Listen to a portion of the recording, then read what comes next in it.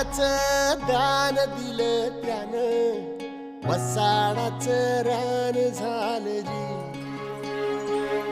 अर मातीच्या पोटात अस्मानाचं बळ, माऊलीची लाज राखजी.